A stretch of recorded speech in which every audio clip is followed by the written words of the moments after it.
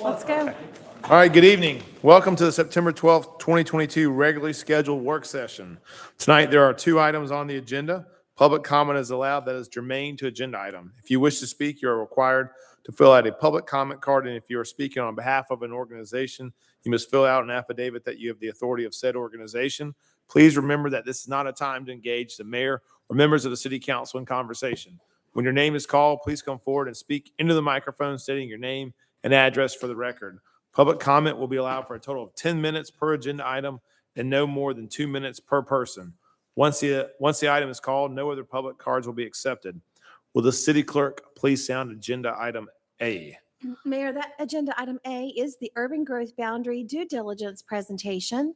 Our community development director and team, Mr. Robert Buscemi and Shuba Jangam.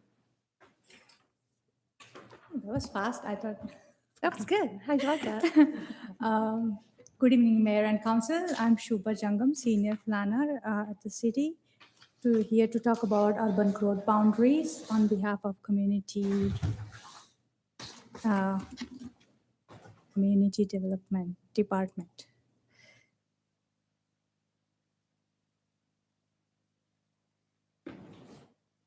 Okay,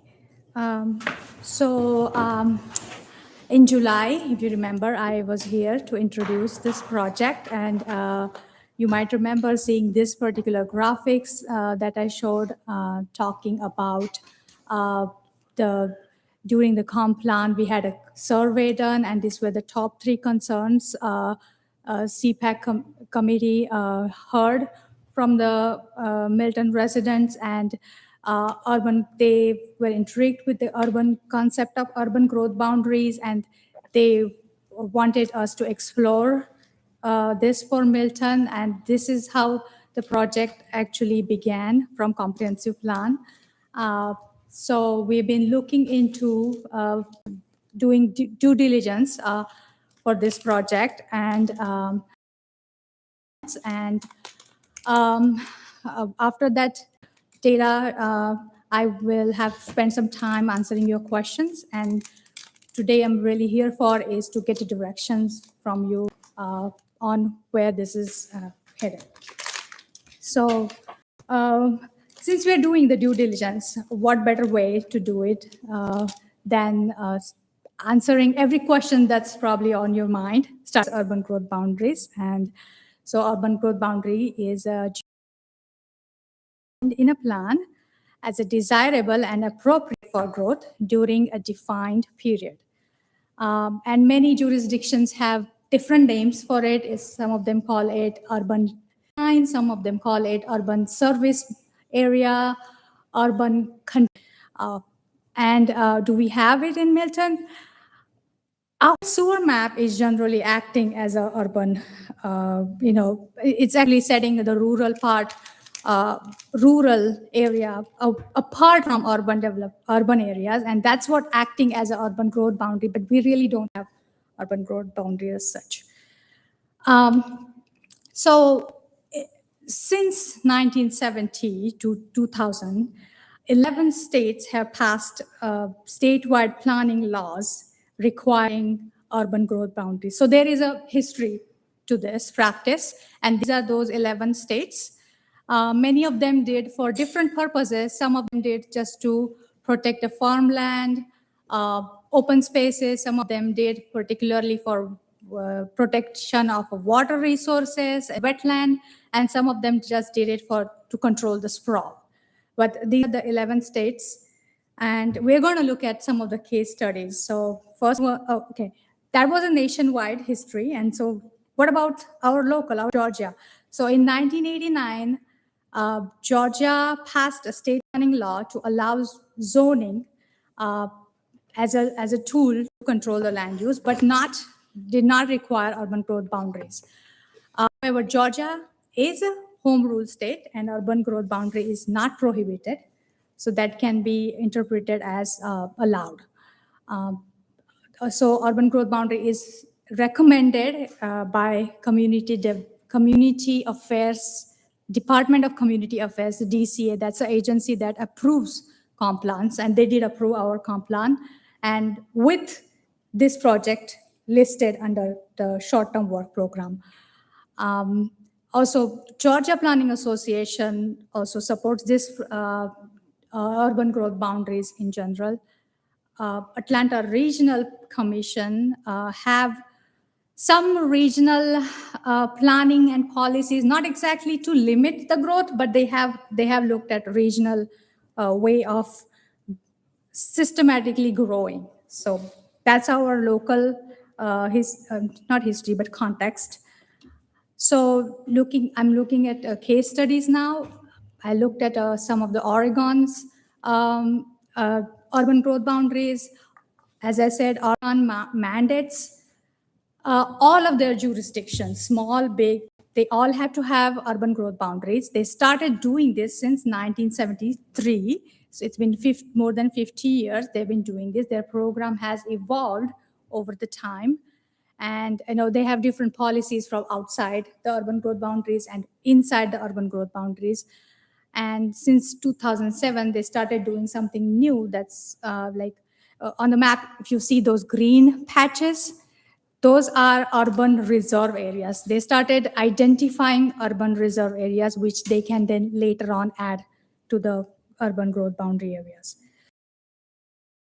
Our neighboring state on south, Florida, at some point they mandated urban growth boundaries, and in 2011 they repealed it for some reason. But many counties and cities which had urban growth boundaries still continued having so, and this is an example of Miami-Dade County urban growth boundary, and it's just a line that separates the urban area from Everglades, as you can see on this picture.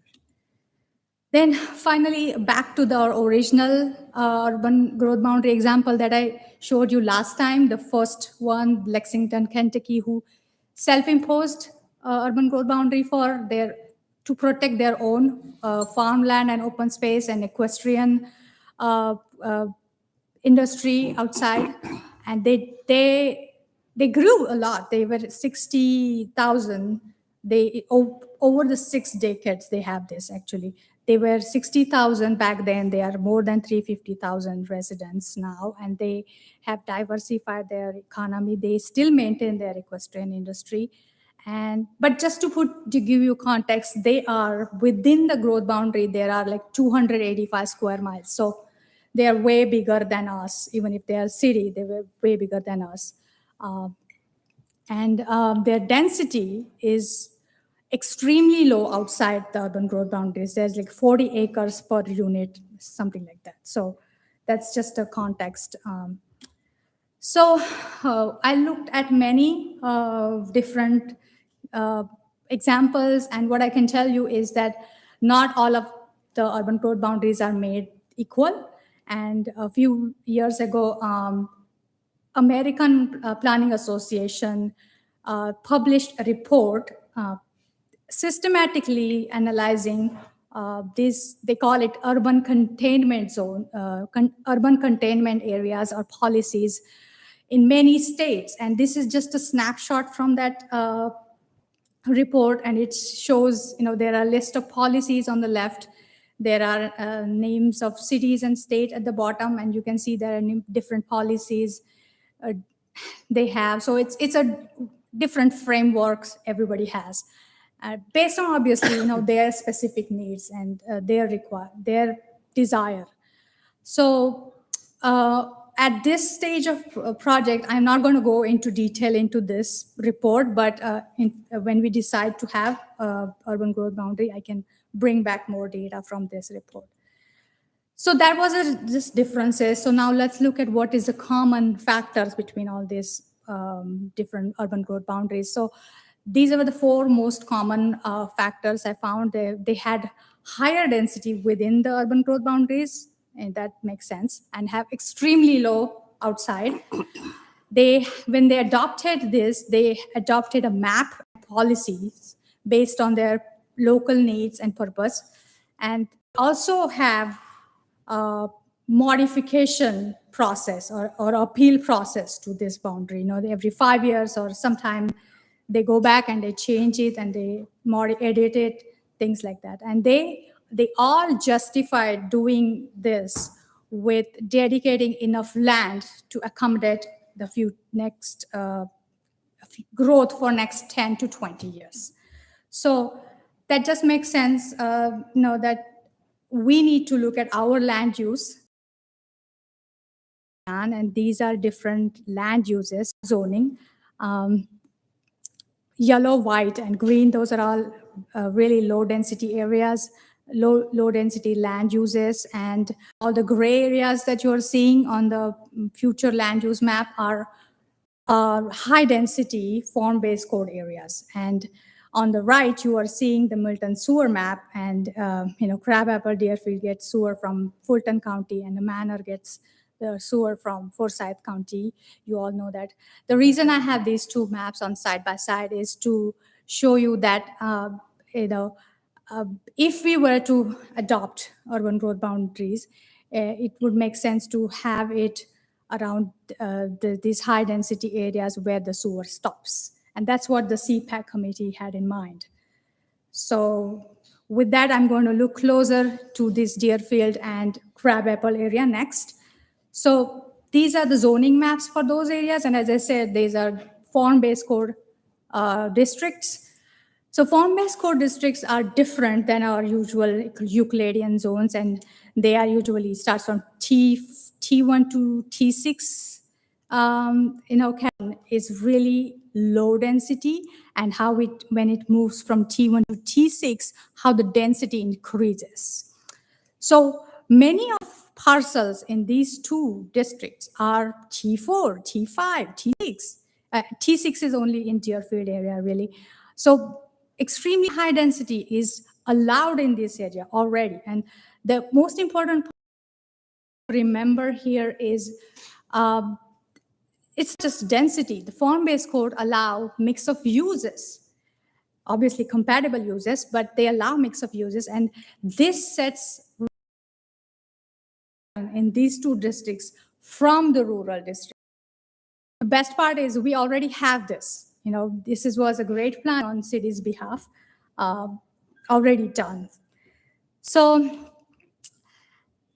as I said before, many jurisdictions looked at how much land they have for the future growth.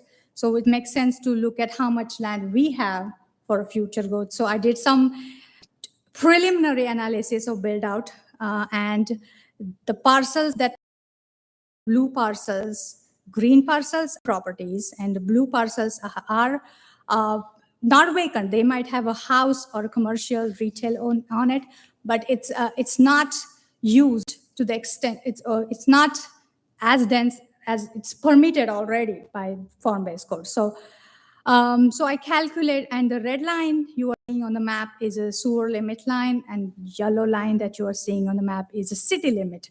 So I'm looking at the parcels literally within that area, and I calculated how much acreage is available for future growth in Crabapple district and in Deerfield district. So Crabapple district has more than 76 acres. Deerfield has more than 200 acres. And these parcels are really high density, like T4 to T6. And so based on how many units T4 and T6 gives me, I calculated potential units that can be yielded from this acreage. And that is 229 in Crabapple districts and 1980 in Deerfield districts. And 1 unit is 1 residence, or 1 unit is 2250 square feet of commercial. So I have just calculated potential commercial square footage, and as you can see, there is potential of 500,000 square footage in Crabapple and more than 4 million in Deerfield district. So that much land and potential is there within. If we were to have urban growth boundaries, we can still live with that. So, we are growing. In 2010, we were 33,661. In 2020, census told us that we are 41,296. That's almost more than 22% of increase. So we have projections available, and we can look into it in detail later on. But I just wanted to let you know that, projections are really the conditional statements. They just take growth rate from the past historic growth rate, and they just project it in the future. So they're not perfect, but we have some models available for us to look at. So no analysis is complete without looking at strengths, weaknesses, and opportunities and threats. So this is a SWOT analysis for our policies, our current policies of controlling sprawl. And as I said, we have intergovernmental agreement, that's IGA for sewer with Fulton County. That's already a strength. We already have that. Form-based code, as already described too, it's a plus for us. It's already there. We have a TDR program. It's a transfer of development rights program. It's a wonderful program. It will help this particular project. Green space bond that helps us, have green space and open space, buy open space in the rural areas, which is great. Some of the things that we need to work on would be like institutionalize some of the incentives for rural area as well as urban area so that we can have a desirable outcome in that both areas, the way we want. That's something we have to work on. We can look at infill programs. For opportunity, we are already looking at large zoning. That was initiative from Complan, and we are looking at doing LCIs. In both of these districts actually have LCIs. So we need to update them so that we can, make them current. And this is something we need to watch out for. Usually, whenever there is urban growth boundaries, the land values get a little distorted, or it is a perception that it's get distorted. So we can work on that one with communication, working with the communication department. We can work on some kind of messaging, and we can work on that threat. So this is SWOT analysis. So in summary, we looked at all those things: legal, case studies, IGA, population, and land use and build out analysis, SWOT analysis. And the last thing I wanted to say that the benefits were already established by CPAC committee, that they wanted to have this second layer of protection for the rural Milton. If we were to have UGB, it will become a part of future land use plan, which has been like a formal document to us, and which has been produced with the public process. So that's a benefit, and it will protect the rural character of Milton, and it will encourage retention and reuse of existing buildings in both different areas. And it will really cost nothing. I mean, in a monetary sense, it will cost nothing to the city. So with that, this was a schedule. All this time, we were just doing part one, that was due diligence. So we are here in September. We're almost wrapping up that. And with your blessings only, we can move to the part two. So that's a planning and implementation, and it's public process that we will move on to. So I can answer your questions, and I really want to know, how do you feel about this? Questions for Shuba? I think it's great. I mean, I know as part of the comp plan, in my opinion, it just gives us another layer of protection. And as long as it, it overlays with the sewer map, I think I'm perfectly fine. I would agree. Yeah, I think one of its greatest pillars is it already recognizes what we've been doing to protect our vision for the future, and adds another layer of protection for that. Doesn't take anything away from what we've been doing. It just really enhances the work that's been put in since we became a city. So I think it's great work, and look forward to the next steps. Okay. Would you keep the boundaries in Crabapple and Deerfield the same, or would you make modifications to the urban growth boundaries in those two areas? Well, we're not recommending boundaries. We will be going through public process, and that's just my opinion. But Bob can explain more about this. Yeah, we're gonna to do some have some public charrettes, make sure that we get some feedback on, exactly where the boundaries are. Initially, we're just going to try to mimic exactly where the sewer map line is. I think that would be the cleanest, but we don't want to skip over the step of vetting this out, having public input, bringing it back to planning commission, getting their input, things like that, just to make sure that we're covering all bases on what it would be. She also mentioned that there's some potential on some of the applications where they even put in like a different color for potential growth in the future. Right. And I was thinking, potentially maybe the Arnold Mill corridor could be looked at that way too. We're going to be doing another study. So we don't want to draw the fine line just yet, but once we get through that process, we'll bring it back and show you. I think one of the interesting, sort of compelling pieces that Shuba, that you shared was if I remember correctly, it was showing 500,000 square feet of available in, was it Crabapple? Yes. Yeah. And 4 million in Deerfield. And even that alone tells us that we've got tremendous opportunity still ahead of us without changing any of the lines. So interesting piece of information. Thanks. And like Shuba mentioned, one of the big pluses is that it really promotes a lot of infill redevelopment. So because then people say, okay, you have this hard line, it's advertised that way on the land use map. People realize it. They realize, listen, we got to start redeveloping some of our old shopping centers and our older applications, potentially more in the Deerfield area. Yeah. And that's what we have to look at. But she also showed that there's a lot of vacant properties there too, and we're getting a lot of there. We have a lot there. So I just think there's a lot of potential here to really use this as a good land planning tool. I agree. Great. Appreciate it. Thanks. Yeah, thanks. Thank you both. Thank you. Tammy, if you please call the next agenda item. Mayor, that next item is the Chapter 4 discussion from our city manager, Mr. Stephen Krokoff.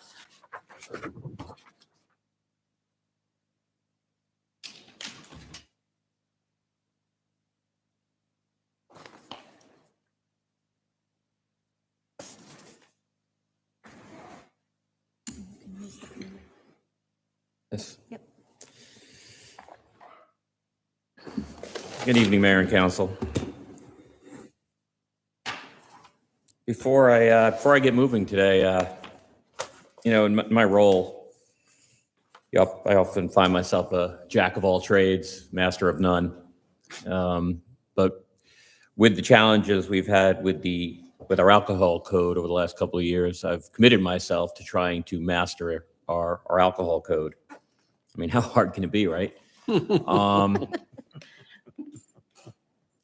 We have a couple of the members of the Planning Commission here today and potentially some more watching, and Bernadette and Robin and countless other staff members that have been involved with this over the years. I apologize. I did not realize how complex this was. The state code is really written in a manner that, you just piled one thing on top of another without fixing whatever was underneath, and you end up with a mishmash of regulations. And somehow you're supposed to compile that into a city code, and it's been a challenge. And what is even more challenging is once you feel you understand it, actually explaining it is a second challenge. So Bernadette spent most of the day with me today trying to go over my presentation to make sure it's understandable. We'll see if we're both successful. So good evening, Mayor and Council. I am before you today to report back on our continued progress in revising Milton's alcohol code. Following last December's joint work session with the Planning Commission, staff and members of the Planning Commission undertook months of analysis and discussion that formed the basis for the recommendations that you're going to hear tonight. The presentation will primarily focus on retail licenses and locations permitted for certain uses. I'll be using the same format for each use to ensure that I'm providing the council clear understanding so you can make the necessary decision to give the appropriate direction. The objectives for tonight's presentation is to provide the council with a firm grasp on our local authority, a clear understanding of Milton's retail licenses and their associated uses, properly convey the Planning Commission's recommendations related to the topics being discussed tonight, and solicit feedback and direction from the council for revisions to the alcohol code and related sections of the zoning code.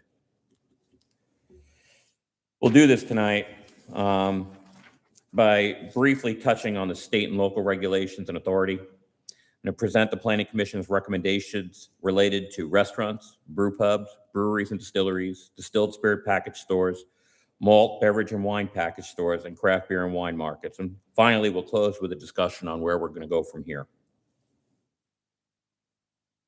So quickly on state regulations, the state of Georgia largely operates under a three-tier system of alcohol distribution, with a few exceptions.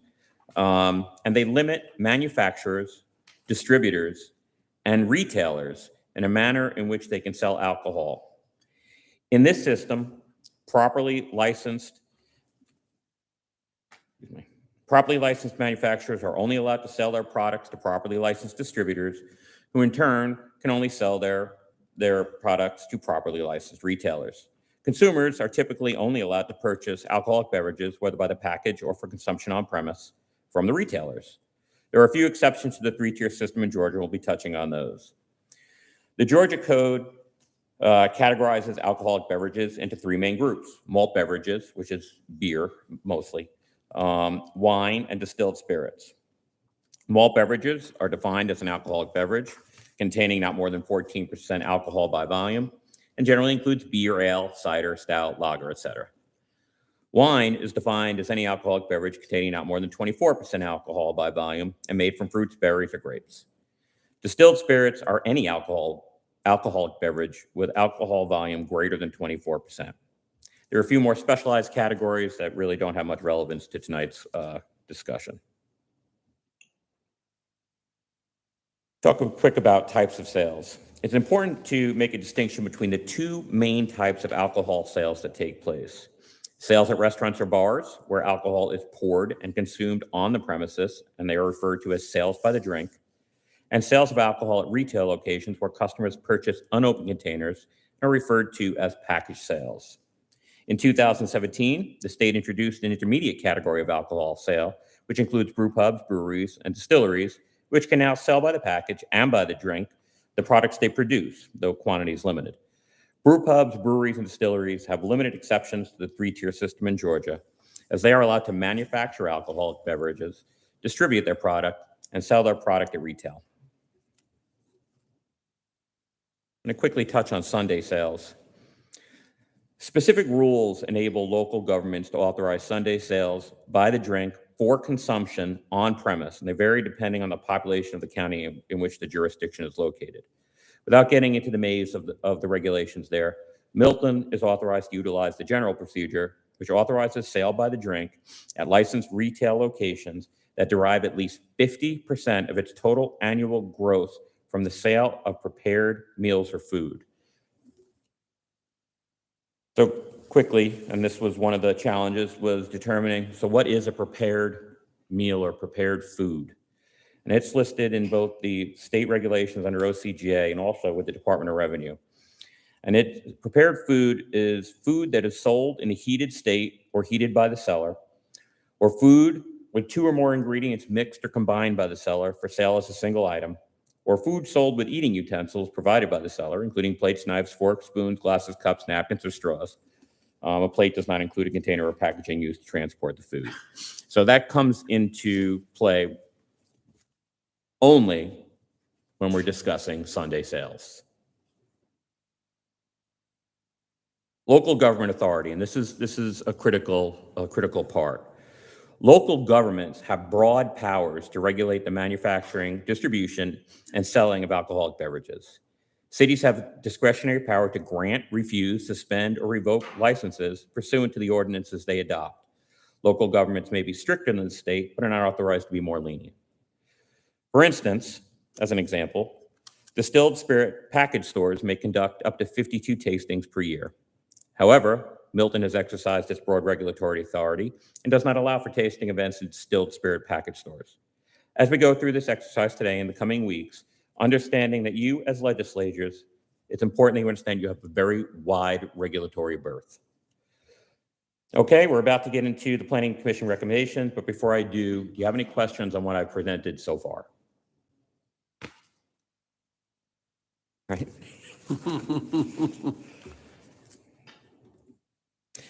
All right, here come the pictures. So in my first iteration, there were no pictures. And it does get very confusing as you go through this. So it was actually recommended to me that I use some type of icons. I understand they're a little dated, but so am I. And these will help as we go through, show you which ones are related to which use. So we'll be using these icons in each of the slides, and it'll show you what is currently allowed and what is recommended. So I'm going to now move into the uses. I'm going to start with restaurants because that's something we're all familiar with. A restaurant, there are no recommendations from the Planning Commission regarding restaurants, but I'm going to use it to show you a pattern as how we're going to go through the rest. Before you'll see the icons, which I just mentioned, which indicate the types of alcohol sales authorized within the establishment we're discussing. I'll go into more detail regarding these on the next slide.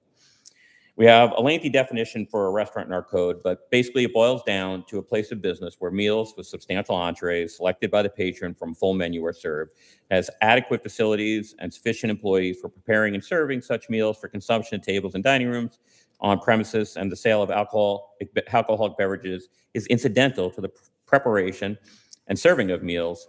Its seating area is at least 40% of the gross square footage of the restaurant, and the restaurant must also have a 50-50 food to food and beverage, 50-50 food to food and beverage sales ratio.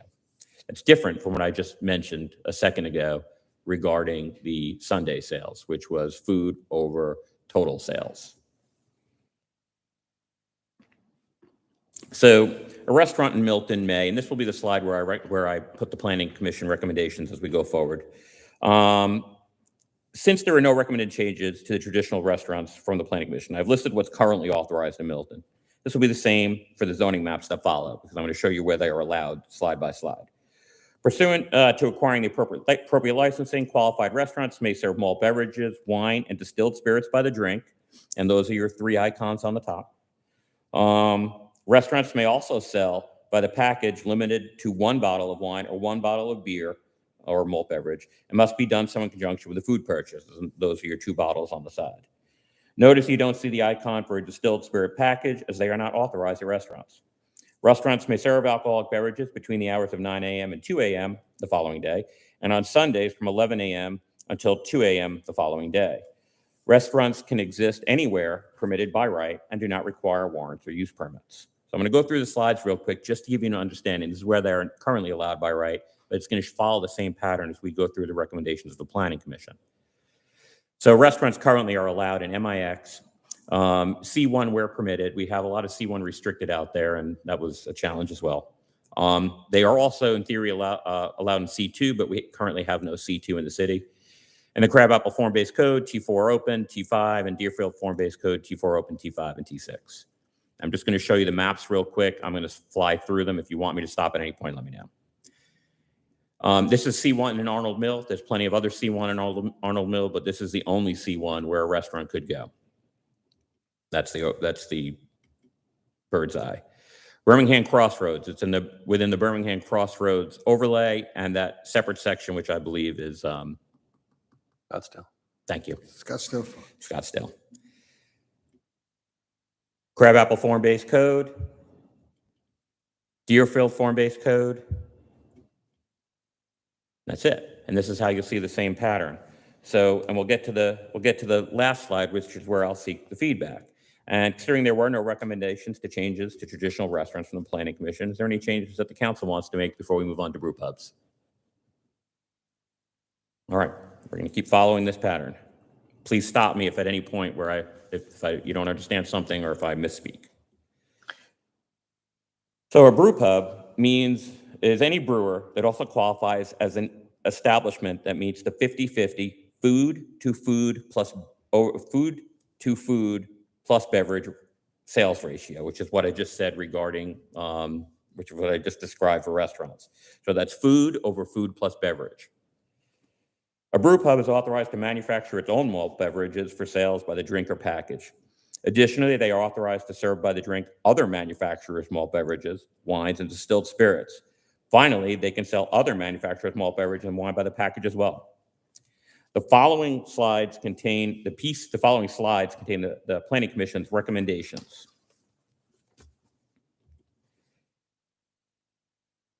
The Planning Commission didn't recommend any changes other than seeking a council-approved use permit restricted to specific zoning districts, where I'm about to show you. Currently, Robin, correct me if I'm wrong, there is nothing in the code regarding where brew pubs can go, correct? Correct. So I'm going to, as you can see from the icons, you've got the three types of drink sales by the drink and the two types of by the container. So this is where the Planning Commission is recommending allowing brew pubs in the city of Milton, pursuant, again, to a council-approved use permit. In the Crabapple Form-Based Code, T4 open in T5, and the Deerfield Form-Based Code in T5 and T6. This is what you'll see in the Crabapple Form-Based Code. That's the bird's eye. This is the Deerfield Form-Based Code, and that's the bird's eye. I'm at the feedback point. The way I am interpreting brew pubs is that they get all the benefits of being a restaurant without some of the requirements, including floor space for dining and full-service kitchen. And while within the brew pub section it mentions that it can operate as a restaurant, it's absent in the definition. My first objective tonight regarding brew pubs is to ascertain your vision for brew pubs. Do you envision them as restaurants with full-service kitchens, menus, and dining rooms that also happen to brew malt beverages, or something smaller and more quaint without a full-service kitchen? So they're 50-50 though, right? They are 50-50 food over food plus beverage. But not required to have their own kitchen. Currently, no. And we have no brew pubs currently in the city. That was my next question. Okay. If If they don't have their own kitchen and the requirement is 50-50, what's the food source? So they do have their own kitchen. They're not required to have a full service kitchen the way you would define in a restaurant. Think of it as a place that would have lighter fare potentially if you're going to have if you're not going to have a full service kitchen, but they still would be required to have the food, the 50-50 ratio. That's why that definition of for cold foods. Mm-hmm. Steve, can you go back to the first slide with your Certainly. pictures that did show on brew pubs the requirements? It's the one before this, or this is the one with the Planning Commission? Go back one more.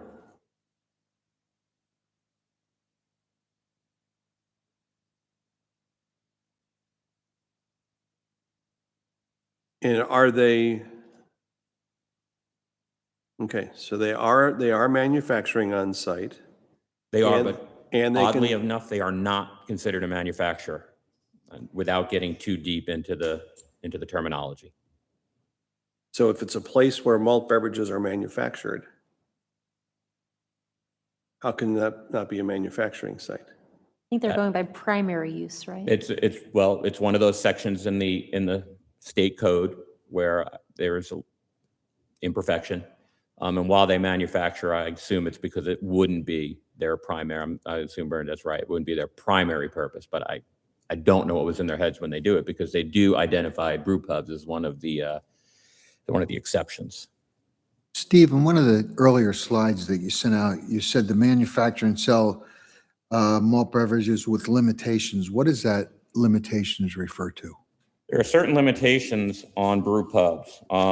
They cannot manufacture more than 10,000 barrels of malt beverages in a calendar year. The only place they can sell their manufactured malt beverages for retail is at their eating establishment. Otherwise, it has to be to a wholesaler. That's just a couple of examples there. And are those our regulations or the state? Those are state regulations. So I'm looking at this chart, so it's really use permit, except for T4 open in Deerfield, no in C1, no in mix. Is that right? Am I reading that right? Okay. So it is, so Is that, so is the recommendation, Steve, for it to be a use permit? Is that correct? That's correct, Mayor. A use So- permit in those, in exactly what you just identified. So will you pull up the Deerfield form-based code and let me look at that T4 open? Curious. Okay, so the T, I'm, Go back 2 slides. yeah, but I'm not going to be able to identify which, I guess I could show the difference in the two, and what's missing in the T4 open, or I could go to a website and show it. Yeah, I'm just curious. I'll why try the T4 first and see if it works. All right.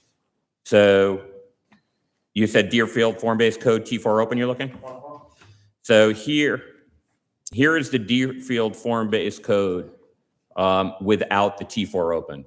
If you can burn that into your brain somehow, we'll see if that'll work. Now I'm going to go back to the original one, which had restaurants, which had the T4 open within it. Okay. All right, here I go. There it is with the T4 open. It thins out as you get to the top. I'm going to go back to that. I'm going to toggle it back and forth. You see how it cuts out and it has almost like a neck with a, I don't know. It's starting to look like one of those. Hard to Roosevelt see, tests though. to me. Yeah. Like a neck with Ken's bow tie.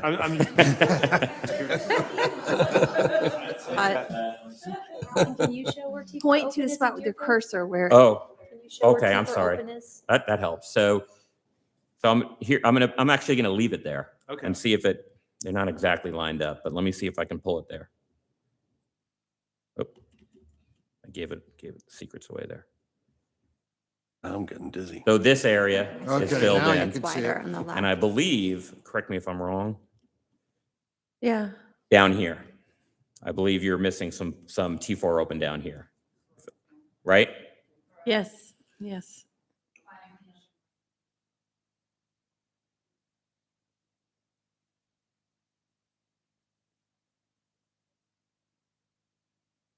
Is there an example of a brew pub? I know we don't have one here, but is Alfreda, I mean, does brew pub have this in Alfreda? Does Alfreda have a brew pub? They have brew pubs in their code for sure. And I was looking online. I just did a search for brew pubs near me. And I don't know if all of these are brew pubs, but there's from the Earth Brewing Company, Brimstone Restaurant and Tavern, Butcher and Brew, Jekyll Brewing City Center. The Butcher Brew, that's I don't know no if way these it's a are brew- all. That's a restaurant. There's also Cherry Street Brew Pub. I know that that's in Halsey and it's also in Vickery Village. It's really a brewery that sells food is really. Yeah. what that is. That's all it is. I mean, you have a couple of options on it. If you want to treat it, if you want them to be restaurants, like some of the things that Stacy just mentioned, we should apply the regulations of a restaurant, including a full service kitchen. However, if you're thinking that they should be more quaint and you're not, while they'll still be required to have that 50-50 ratio I mentioned, perhaps we can make them smaller and you would do it potentially via use permit. And a restaurant has to be prepared to serve meals most hours they are open, Yes. where an eating establishment just needs to meet that ratio, doesn't necessarily have that kind of clarification to it. And here's a good example. One of the ones that Stacy just mentioned, I was at recently, and they cut off food, much to my dismay, at like 8 o'clock. And so you could get that in a brew pub. You could get the discontinuation of food. I couldn't get food. Yeah. They would close their kitchen. They closed the kitchen. Mhm. Pretty But still serve drinks, yeah. But at the end of the day, they still have to hit the 50-50, so. They do, which is again by the year. By the annual, yeah. Yeah. It's almost like you're saying, okay, now it's going to be, now we're all about alcohol only.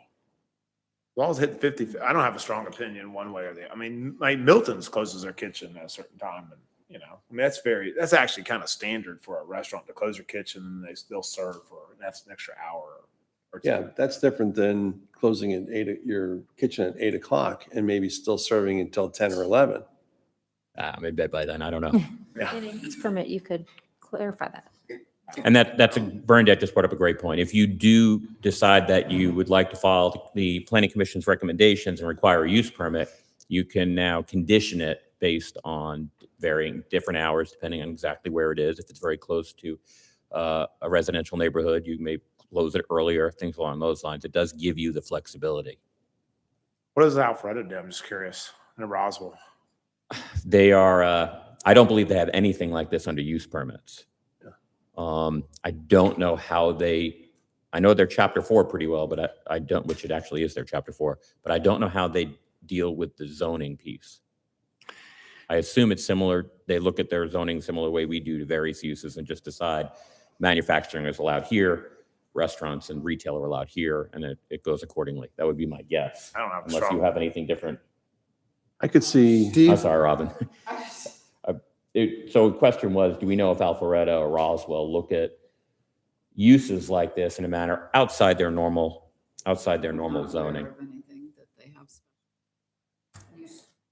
permits like? yeah. Last time we On called your- around, zoning wasn't typically used in that manner. It was usually, like you said, the zoning uses and then alcohol conditions, the rest of it. I could see use on per, your, oh, I'm sorry, go ahead. On the chart that you gave us, you've got T4 open in Crabapple where it's not permitted, or where it is permitted, but not permitted in T4 open in Deerfield. Why is that? So that is because in Crabapple, the more commercialized, intense, if you want to look at it's a comparison of Deerfield form-based code, you have T6 and you have T5, but then in Crabapple, we don't have the equal, so it's kind of intensity for this area would be like the T5 and T5 open. So that's why the Planning Commission chose not to allow it in the T4 open, because they felt like it was a little too intensive. It would be kind of like us wanting to allow it in T4 in Crabapple. So it's just kind of a sliding scale, so to speak, in intensity. I can support the way the chart is depicted.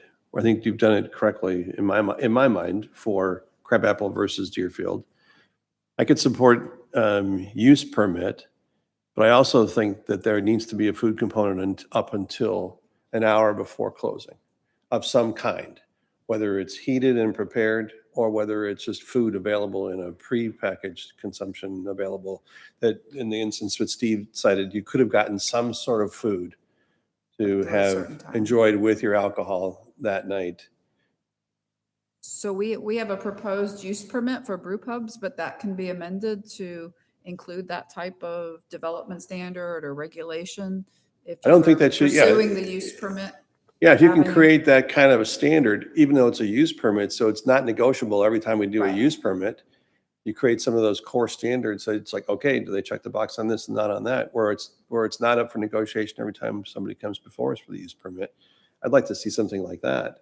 But I do believe, to be consistent with what we've been talking about, with what we have experienced so far, that's a positive about our alcohol experience as a city, and some of the negatives that we're incurring that we're trying to figure out.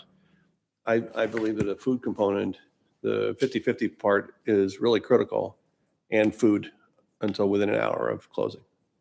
I'm fine with the 50-50. I don't want to put so many rules and restrictions on them. Like, I'll give you the flip side. Like Old Blind Dog, I guarantee you their kitchen probably closes at 10 o'clock, but they probably serve up until 2 o'clock in the morning. Mhm. You know, as long as they hit the 50-50, I'm not so overly worried. That's my opinion. I'm the same way. I like the 50-50, but I think some reasons, they're trying to control their costs too. And I think by us stepping in and saying you have to keep it till an hour before, you're raising their costs for something that they may not even have to do, but they've got to keep Got to keep staff. we've got to keep staff and everything. So I'd be just fine with the way it's recommended. So you all are supportive of the use permit instead of by right, like with the restaurant? I am. I'm fine either way, but I'm still trying to figure out what is the difference between what is it's a brewery with a restaurant is all it is, correct? It depends on what you require it to be. Or it's not Um, suggesting that they have to brew, right? I'm sorry? I don't believe I've heard Yeah. you say that they have to brew. Yes.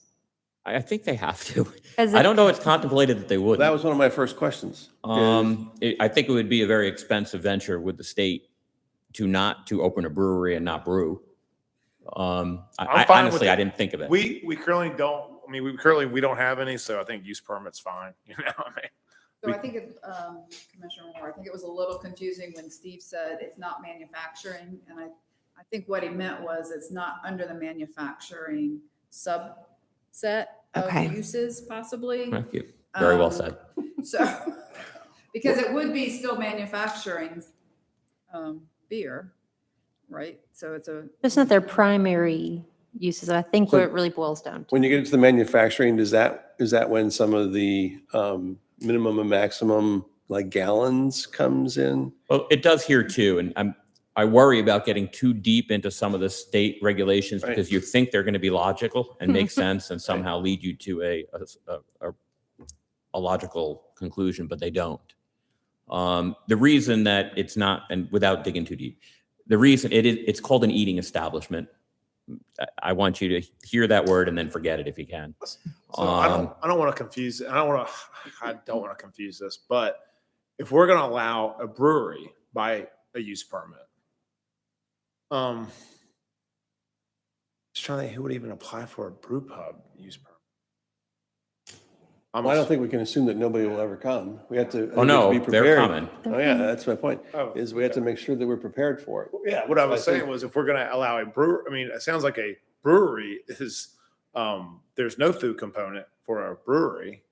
So it's just. So maybe graphically, a restaurant is here as the most restrictive. A brew pub is about here.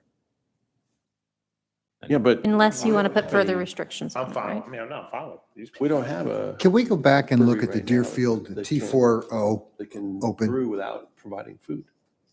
Where it existed or where it didn't exist. No, where it's not going to be permitted. Well, I'm trying to figure out Not yet. where we're cutting it out. You have. I apologize. I have it in my email, but I, for the life of me, would not know how to get it from here. Let's don't. Okay. We have maps that Robin's going to grab. So while she's doing that, we have a sidebar question. The recently opened beer, and the distillery and the brewery, they don't have a food service of their own. But if I remember correctly, didn't we require them to have an association with another provider next door to provide a food component? with the I remember barbecue hearing place. that in discussion, but there is no food requirement for distilleries and breweries. Okay. How the heck did that happen? That's exactly what I thought. So Okay. that's a bar.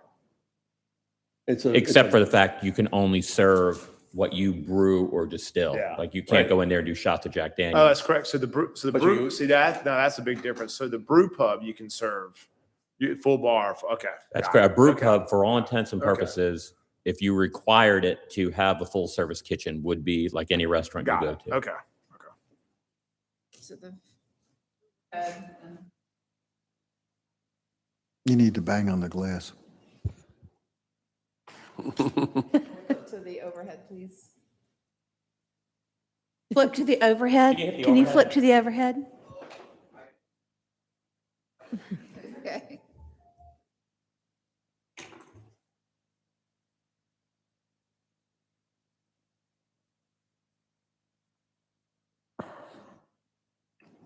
So, where this is T4 open over here on Webb Road, right here. We have a dental office being built. Right over there in the corner. And the daycare's already there. This is actually part of our green space. I see assisted living on the other side, right? Well, there's are townhomes right there in the D4 open Yeah, I think that's all built out. or anyway. single family What's- So homes. where the polka dot is the T4 open, and then the Is that the plane only, is T4. is that the only T4 open in Deerfield? Get a little further up. So then we have something called T4 permissive. I didn't include that. Yeah, we didn't include that. That, Okay. the planning commission didn't even consider T4 permissive. That's kind of, as you go further north and above Bethany Bend, that's a less intensive type Right, area. I see. Okay. I could see where I made, part of it, I included that green area and part of it I did not. Mhm. Anywhere that has inclusive of green is still, it's not really inclusive. Most of T4 is actually developed. That was actually one of the reasons that I included the satellite view or bird's eye view, so you could see kind of what's really been developed and what hasn't. So much of Deerfield, though, is is probably going to transition, I think so. hopefully. But I'm fine with the T4 open there. So as council, would y'all prefer use permit or by right? Use permit. Yeah, Jan? Use permit. All right. Get your answer on that one. Is that Is that good? unanimous? I'm fine either way, but Permit. use permit's fine. That's good guidance, and we're good with the rest, with the districts identified, all that. Districts, yes. I'm still conflicted on And you're some not, of the other keep definitions. in mind, you have another bite at this apple. Yeah. You have several bites at this apple, as a matter of fact. So just, if we could get general guidance today, that's a lot. Okay.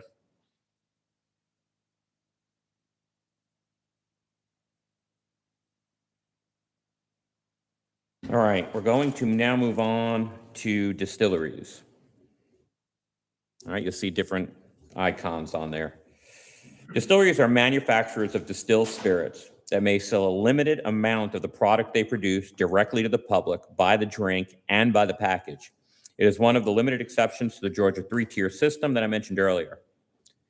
So as you can see, you've got the packaged and the by the drink, and that's all they can sell out of a distillery.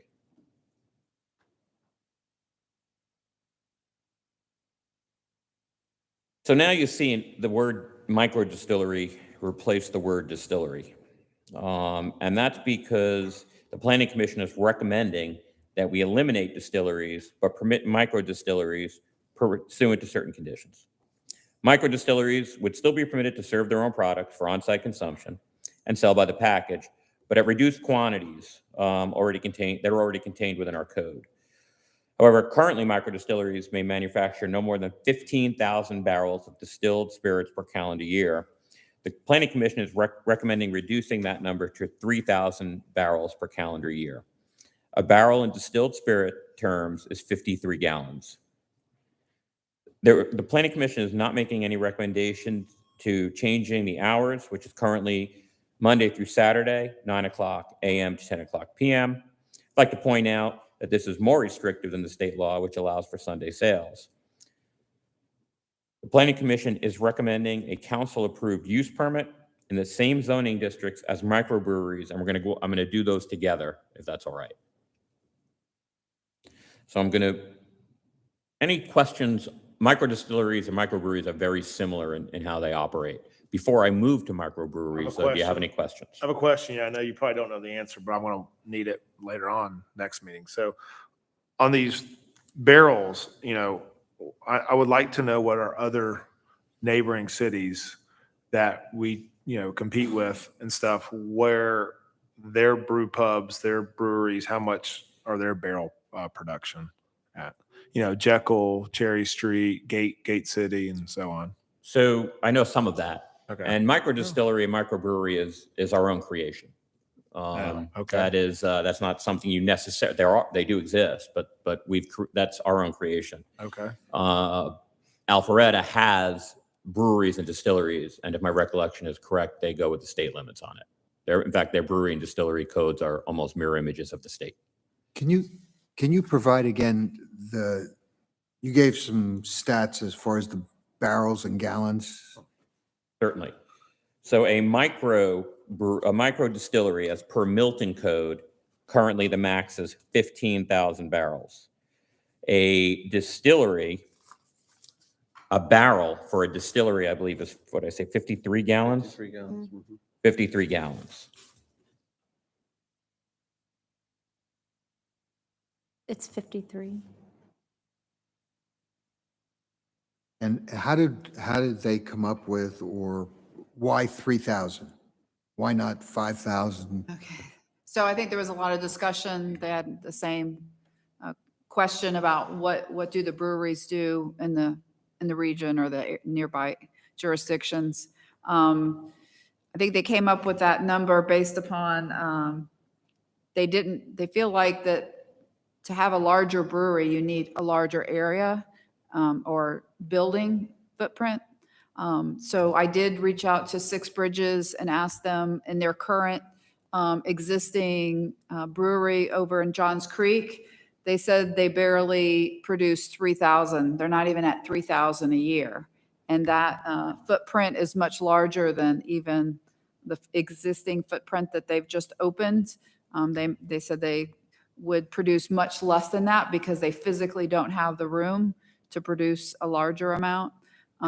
So I think that that was just the opinion of the Planning Commission. They wanted to keep, if we were going to have micro or breweries or distilleries, they wanted to keep it on a lower end.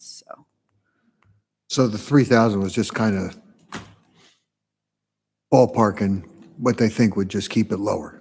There wasn't any more specific information than that. I mean, other than looking at the footprint of a building and making sure it doesn't get too large. So I do believe that some of at least one of the breweries in Alpharetta, you're permitted to brew off-site as well as, so it can get very complicated. Oh, okay. And they would have much larger volumes of barrels in that case, so.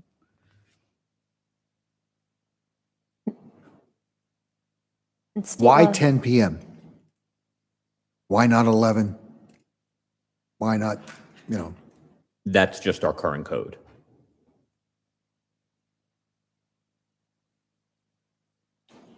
I think too, originally when we even created the 15,000 limit for micro, it had to do a lot with the fees, right, Bernadette, from what I understand? Yes, from the economic development perspective, because they were going to only be able to operate in smaller establishments, they would have lower license fees annually based on having a micro category versus the major breweries, which may or may not be able to fit in some of our areas. The state does also have barrel restrictions for consumption on premises and package in those types of establishments that'd be even lower than the 3,000 they could produce for everything. That's only 500 barrels directly to Yeah. consumers. That's right. So I'm just saying there's other restrictions as Sell to well. wholesalers, though. Yeah. This would limit the whole kit and caboodle. The only correlation I see to 3,000 is with microbreweries. They can only sell 3,000 barrels of their own microbrew retail.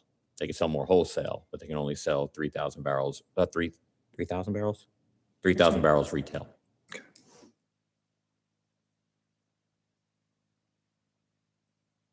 Should I move on to breweries? Sure. So breweries are manufacturers of malt beverages, and they may sell a limited amount of their product they produce directly to the public by the drink and by the package. It's another one of the limited exceptions to the Georgia three-tier system that I mentioned.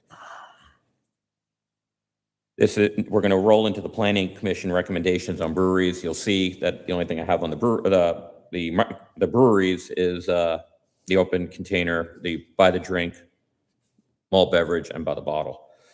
But like in distilleries, you see microbreweries, because similar to the recommendation, the Planning Commission is recommending that we eliminate breweries, but permit microbreweries pursuant to certain conditions. Microbreweries would still be permitted to serve their own products for on-site consumption and sell by the package, but at reduced quantities. Currently, code restricts microbreweries from manufacturing more than 15,000 barrels of malt beverages per calendar year. The Planning Commission is recommending reducing that quantity to 3,000 barrels per calendar year. A barrel in malt beverage terms is 31 gallons. There are no recommended changes to the hours, which is Monday through Saturday, 9 a.m. to 10 p.m. And the Planning Commission is recommending that they operate pursuant to a council-approved use permit in the zoning districts that I'll show you if you're ready for them. And then again, the micro distilleries and microbreweries will operate similarly. Quick question, Robin, when you called the brewery down the Bridges, street, yes, uh-huh. were you talking about the brewery or the distillery on their Was- manufacturing? Was it combined? Had to be the brewery. I mean, I asked her about the brewery section of it, Okay. not the That's what distillery portion of it. That's what I thought. Okay. We can get further information. We have some time following this meeting to see what their operations could look like, if that would better inform your decisions. So microbreweries and microdistilleries, the Planning Commission recommendations, again, pursuant to a council-approved use permit, would be in our form-based codes, in our crabapple form-based code in T5, and our Deerfield form-based code T5 and T6. This is what it looks like in Crabapple. For T5, there is no T6 in Crabapple. That is, there it is from the overhead. This is T5 and T6 in the Deerfield form-based code. And that's it from the, Can you go back one and just Yeah, make that distinction that's about Webb Road, South Webb Road, Jason Highway oh, 9? is this that one? Yes. Oh, thank you for catching it. Oh, thank you, Bernadette. So there is a slight change that needs to be made on this. So the Planning Commission is recommending that micro distilleries and microbreweries should only be allowed in the Deerfield form-based code. It's in T5, south of Webb Road and only adjacent to Highway 9. Is that correct? Correct. So I just want to make sure I understand this, Robin, while we're doing this. So you're saying anywhere along here Yeah, and potentially in these two areas down here, correct. Yeah. but it would exclude, my mouse is showing up on the screen, right? Yes. It would exclude this area up hot, really, it should cut off potentially right here. I don't think there's any T6 above that, or is there? Correct. Yeah. So it would potentially, if you drew the line across Webb Road right here, it would terminate right here at Deerfield. Oh. And then look at everything to the south of that. That's south.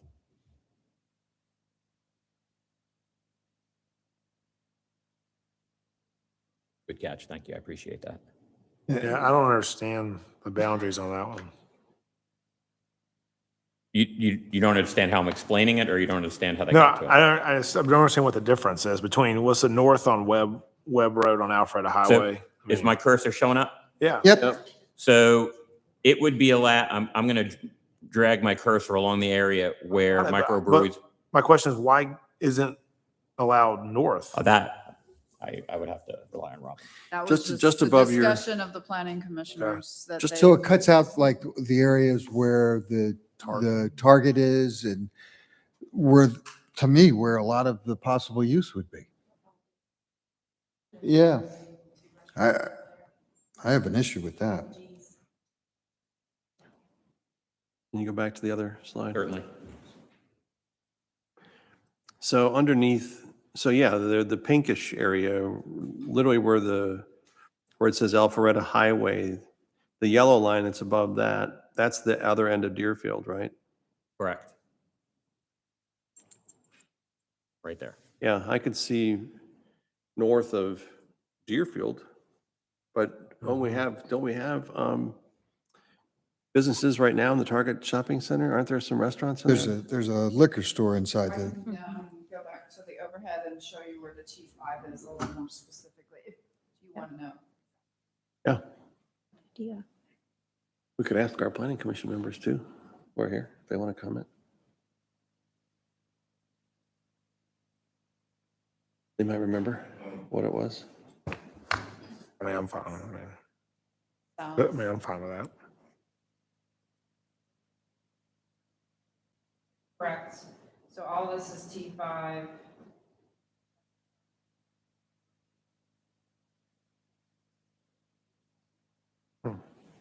Deerfield, and then as you go further up. You're off the page, Robin. can you bring it down, Robin? Publix.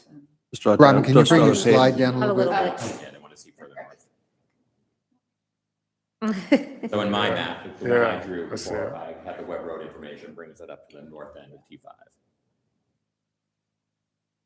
Yeah, and so what's I up think there? everything below Bethany, but I don't like the other line. I mean, I think we also need to go back to the point is this is a use permit too. So, I mean, we're not doing. Well, it would, and also if there's an existing establishment, they would be grandfathered in under, There are none. We have There's, no well, we don't have microdistillery. any. oh, we don't, okay. The other issue I have is, and it's kind of between a microbrewery and a micro distillery, is allowing Sunday for microbrewery. To me, that just, I guess I look at a lot of people, they're buying beer for the football game, or they're, just, to me, it just seems like, why not Sunday? That's actually coming up in the next slide. Okay. So, are you asking for, Steve, are you asking for feedback on the zoning classifications? Because I know we're looking on Highway 9, and my question is the Crabapple T4 open also. I'm curious on that one too. I'm going to pull that back up. So I'll show you what my questions are going to be, and then I'll go back to Okay, that. okay. So should micro distilleries and microbreweries require council-approved use permits? Should they be restricted to the zoning districts that were mentioned? Should we reduce the limitation to 3,000 barrels per year? And as you know, we had there was on first read last meeting, there was the consideration for the council to consider Sunday sales for microbreweries and microdistilleries. And that's something, if you choose to, you can consider today, or we can wait until the next meeting. Now, you want me to go back to Crabapple? I want to see the T4 open because that's also a pretty dense area. So this is just T5 in Crabapple, correct? Okay. Yes. Robin, Why is Arnold Mill on there? the map lady. Because that's actually T5, and that's part of the Crabapple form-based code. Oh, those are those townhomes, right? They're mostly covered except this area over here. Okay. Okay. I can show you while Robin's getting that. I'll show you you can see it now.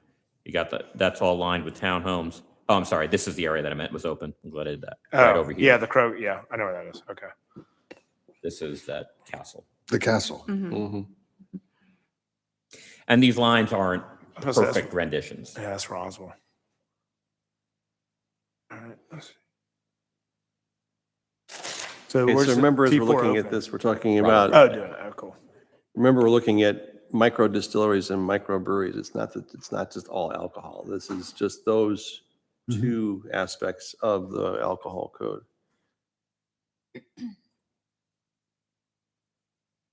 So I think going back, I wonder if there was some discussion amongst planning commission members about the intensity of the use and the application of that to the type of zoning, the T5.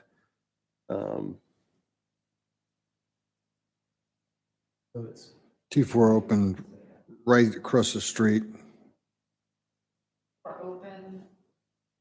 Let's start on the east side. It just elongates over to.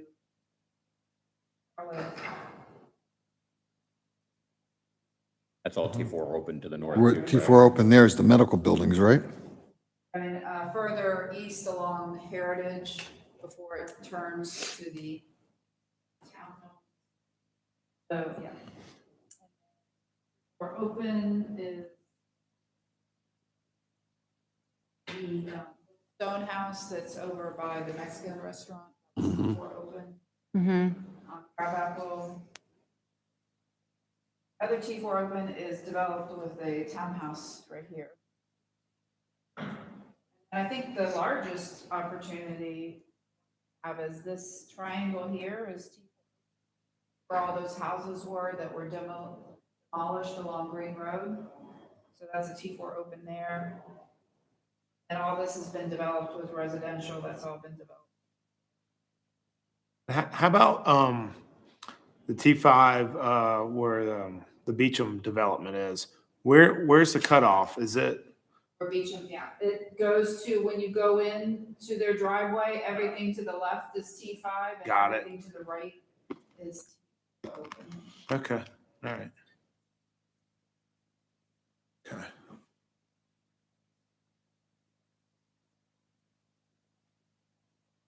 We good with that? Yeah, I think with the review of the T4, T5, I'm okay with the planning commission recommendations. Open. Well, I'm just referring in general. So just take it as, I support their Okay. They're- They recommended. they're T4 recommended. open. Yep. Can we go back a step and say, are we going to do the use permits? Yes. Is that what- That's Yeah, I'm for fine with me. these permits. You're talking about keeping it from Webb Bridge below? Just because of what it is, rather than it being, we're not talking about Well, it limiting says- all alcohol says they're consumption north limited- of that. We're only talking about this particular type of establishment. No, but they're saying use Right. permit on here now. T5. I must have been reading it wrong then. Anywhere you would authorize would be a Oh, use south of permit. Webb. Oh, no, yeah, I think it should be north, for sure. I think it I'll should be pull up that map T5. again. I mean, There- that's our there's most that dense map again. zoning. And No, I'm again, fine with here it. is Webb Road. Yeah, no, I don't have any issue. It's a You'd use go all, permit. you'd go all the way up to the high school. As long as it's allowed by a use permit That's up here. and all that, I mean, that's, yeah, I mean, that's all pretty dense commercial stuff. I mean, if you take a look at like eliminating the target area, that it's very possible that that whole target area is going to be redone. At some Well, that was why point I in was time. suggesting maybe I would be willing to go to Deerfield, where Deerfield intersects with Highway 9 up there, and maybe go north of Webb to where Deerfield. But then when you get north of where Deerfield is, a lot of that's residential. Yeah, the only other spot would be the public shopping. Yeah, I center was up just there, gonna and make that's it- not a huge deal for me, but I think, I mean, there's a bar. I mean, there's that tavern in Milton there. Tavern. There's well, it Mexican also limits restaurant. what somebody could Yeah, think do. about what you're saying. Those are existing Restaurant. restaurants that But this is a use have permit. alcohol. I mean, a use permit, I mean, we on a case by case basis. So if someone comes in here, so as long as it's a use permit, I'm not as worried about it. You know, we're going to have a by right something. So I just think it's one of our most dense developments. I agree with you where Target is. Or I have some heartburn when you get up north near the high school. We'll debate that one on the night. You Is don't that have, good? you don't have to absolutely decide tonight. But you got a good idea? on You're that giving one? me the guidance Okay, I cool. need. Yeah, I Okay. think that. There's only four of us here It's too. north of, So, it's got to be north of Webb though. So obviously this will come back before you again as amendments, and I'll go back over this with you all again. I'm curious though, as we go into the next one, the breweries and distilleries, was there any discussion with staff or any to get rid of one of those and just have, well, I guess planning commission did want to get rid of the breweries. So never mind. I think I just answered my question. Never mind. So we can talk about Sunday sales? If the council would like to, you can discuss Sunday sales this evening, or you could wait till next Monday. I'm fine with Sunday sales. Yeah, I'm not. So Sunday sales, and Ken, I might need a little bit of assistance here, and I know I didn't necessarily prepare you for this. While it's clearly that the intent of the legislation was to allow Sunday sales for distilleries and breweries, and it was even further, I think, intended that they wouldn't require their own Sunday sales, an additional Sunday sales permit. However, I believe, this is where I may be overstepping. I believe that as a local authority, we still can require a Sunday sales license. I agree with all that. Yeah, I think the law, a little bit awkwardly written, but it's authorities I've read and the research I did suggested to me that these breweries and call them micro or not, are supposed to have the same accommodations of our other on-premise consumption vendors requirements. So yes, I believe that we could allow them by use permit or otherwise. I believe we could allow them to have Sunday sales without any food requirement whatsoever, or I believe we can impose regulations on them that are more exacting than the state.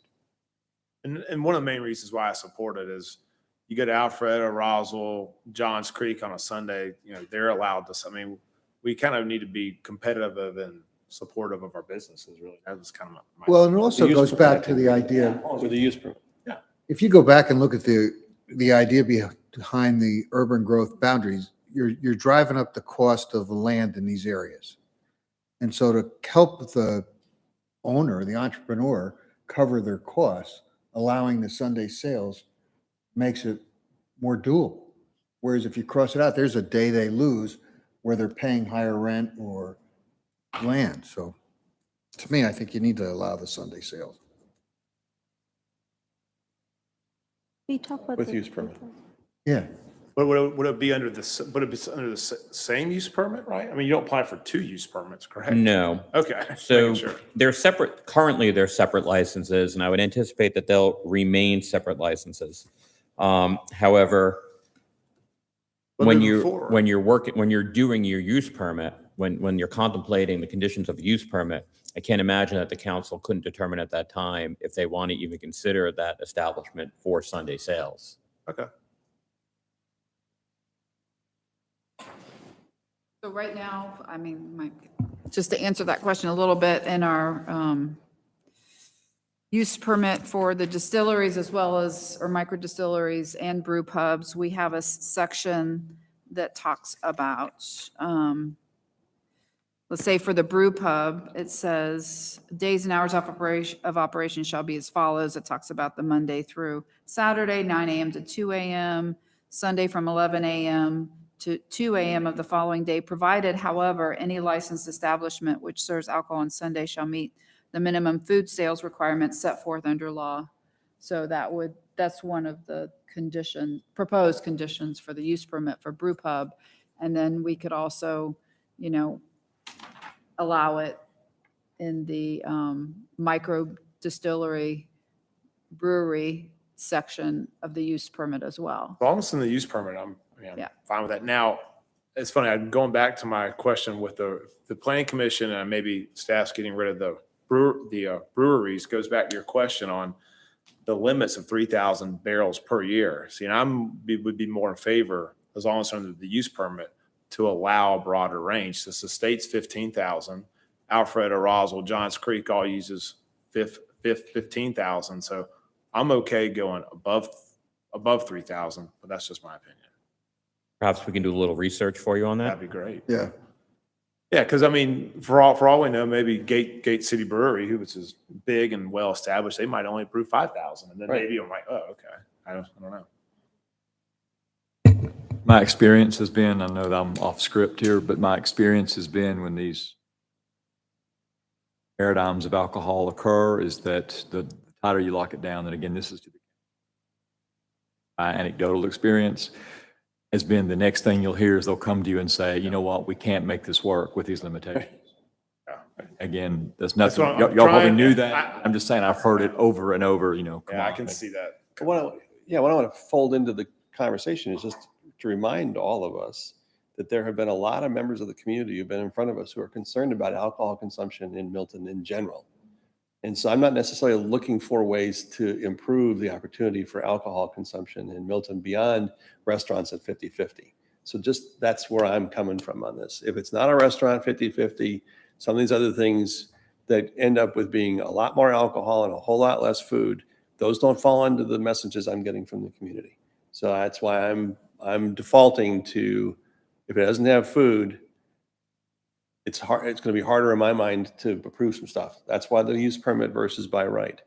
Also, if we're trying to keep Milton a little bit different and more quaint and a little bit more family oriented, I'm going to err on the side again of being conservative with what some of these things that we're being asked to look at.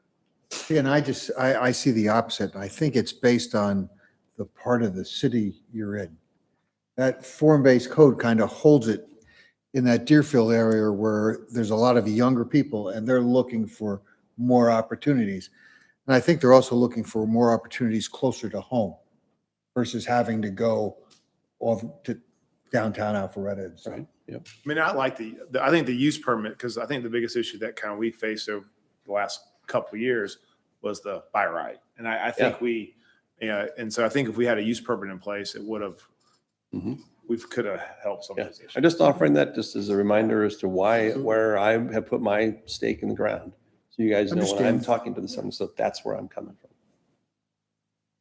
I've got what I need on that. Cool. Okay. Good. And Sunday sales will be before you next Monday. Okay. We're going to move on to distilled spirit package retailers, which is basically a liquor store. So as you can see, it's a place of business. It only sells distilled spirits by the package for off-premise consumption. They are allowed to have Sunday sales. And the next slide is where the Planning Commission fell on distilled spirit package stores. Distilled spirit package store in Milton may sell distilled spirits by the package Monday through Saturday, 8 a.m. until 11:45 p.m. and on Sundays from 11 a.m. until midnight, so long as it possesses a Sunday sales license. The only change that the Planning Commission is recommending is changing the requirements from a warrant, which it currently is, to a council-approved use permit, and only in the following zoning districts. I'm going to go through those real quick. So in C1, but only in the Birmingham Crossroads. In the Crabapple form-based code in T5, and Deerfield form-based code in T5, but only on the Fry's parcel, and T6. I'll go through those by map. So forgive the art. Realized at the last minute that while it's C1, that is it's conditioned and it could not be there. However, their one already exists next to the Shell station, and they could exist in either of the other C1s. That's the overhead. Can you go back one? Yes, one? sir. Sorry, Steve, just a moment. One more, please. Yes. I'm sorry, I'm going in the wrong direction. That's, This where you want to be? no, I want to go to the map, the bad map. I'm sorry. The ugly map.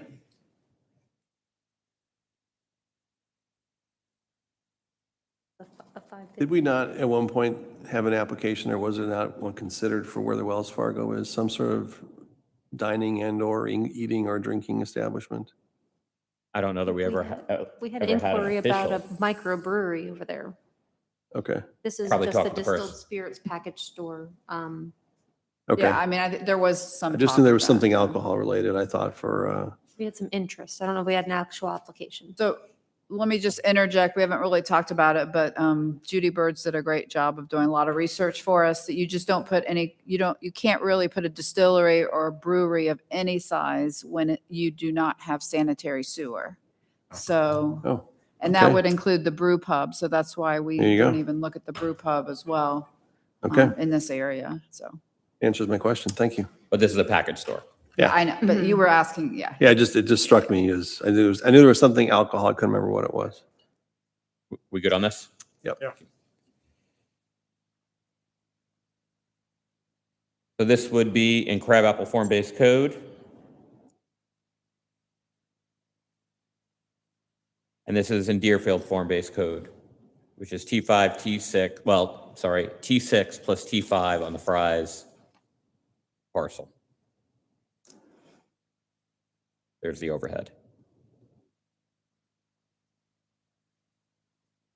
So for distilled spirit package stores, would you like to see distilled spirit package stores allowed pursuant only to council-approved use permits?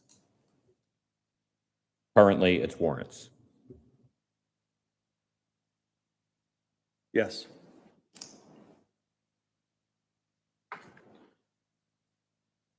Not hearing any no's, I'm going I to have a keep moving on. Just stay consistent.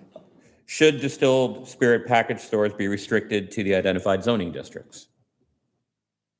I don't agree with the T5 in Deerfield. where's that?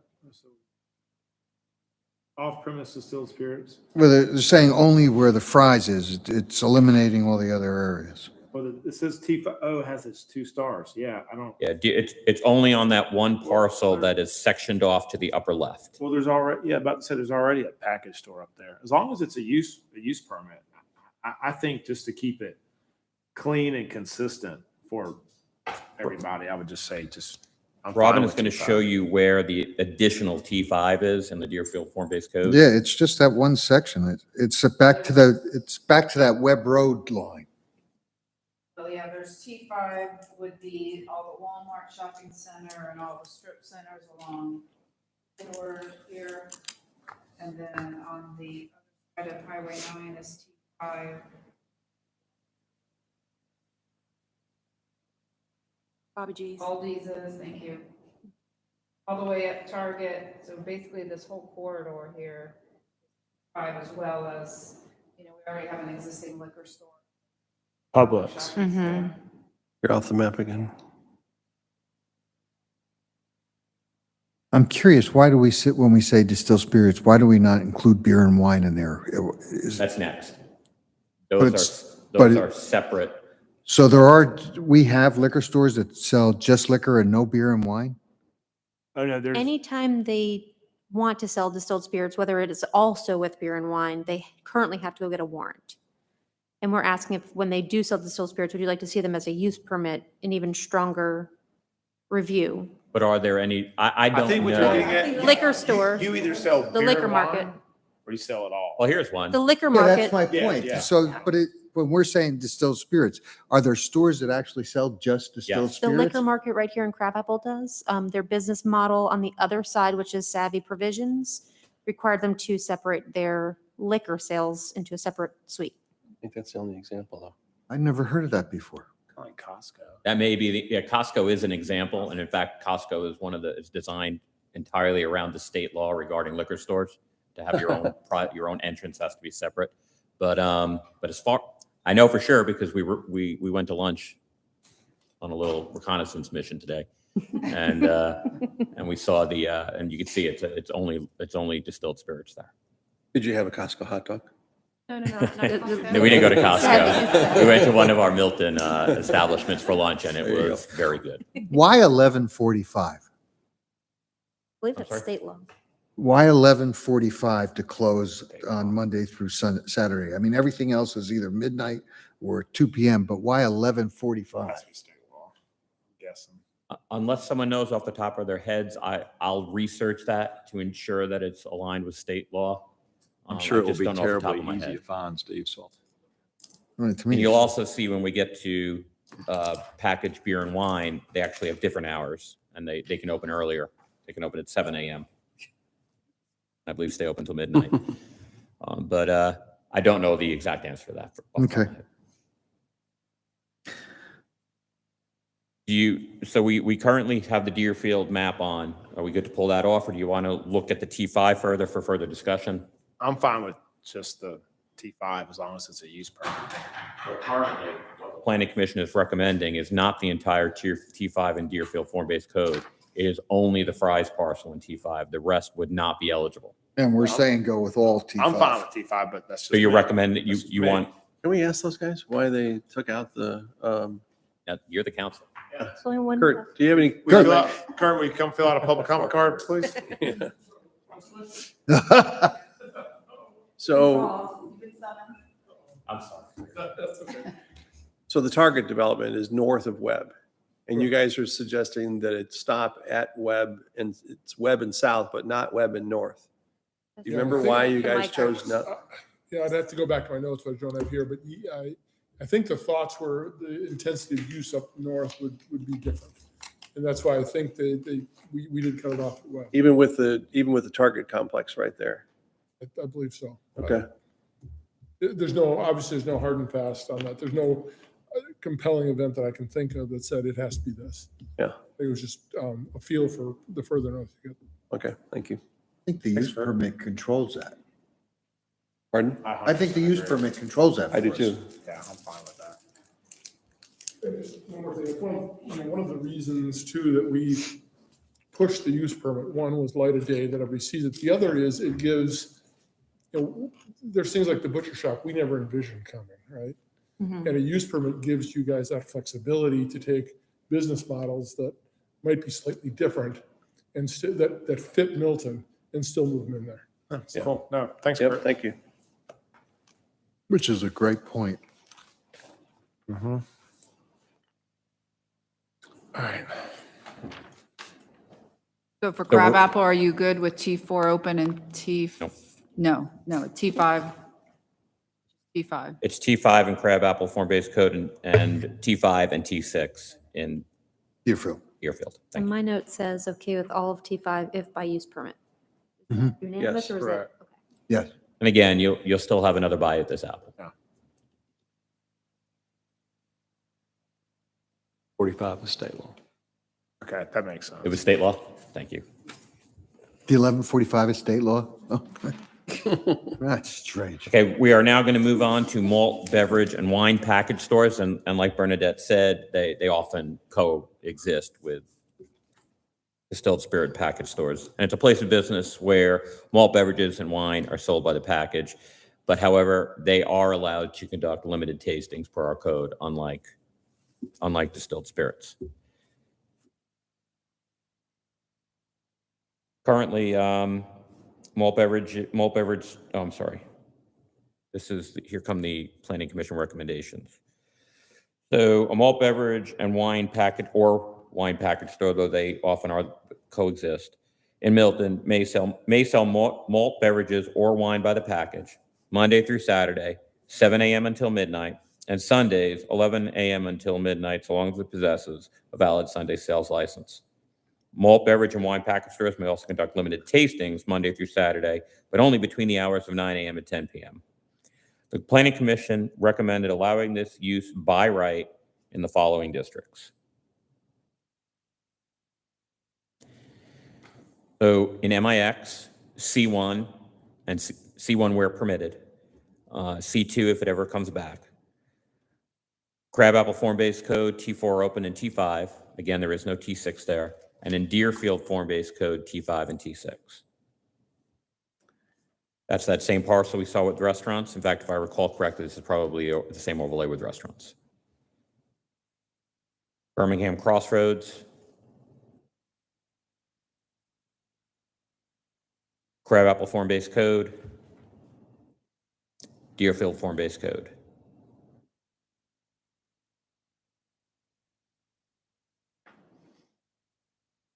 Where's this on? I'm looking at the chart. Is this the off-premise beer or wine? That's Yeah, okay. exactly what Yeah, it is, Okay, yes. got it.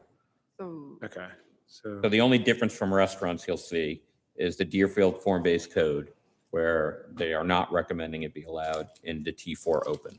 okay. Okay, Wait, And which again, one is the this? rest is by Off-premise right, not by wine. use permit. Here? Like yeah, the okay. fourth one. So, On premises? no, Premises, just this a one right here. beer or wine store. Oh, okay. Thank you. Just want to make sure I'm not missing something on that T4 open. I'm not aware. Well, we looked at that before. There wasn't. Yeah, okay. Why is that the only one that we would do by right? Restaurant? What's, I think if you get many of those. Yeah. And you don't necessarily, correct me if I'm wrong, Bernadette, don't necessarily think of those similar to liquor stores. You have Grocery beer and wine stores. package stores in all kinds of establishments like CVS. but the only difference with this is they actually can do the tastings. No.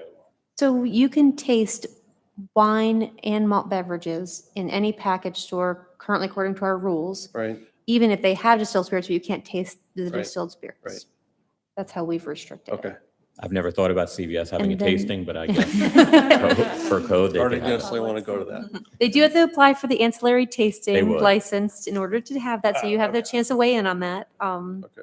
And then if, in the next section, you'll see any other consumption within these establishments have further restrictions, so. And what are limited tastings and how do we monitor it? I said, well, Oh, yeah, I like thank that you're you. trying to give that to me. I asked Bernadette to have the code over to I us. have Make the sure code, I'll get there. you consult the ancillary tastings. I always have questions on that.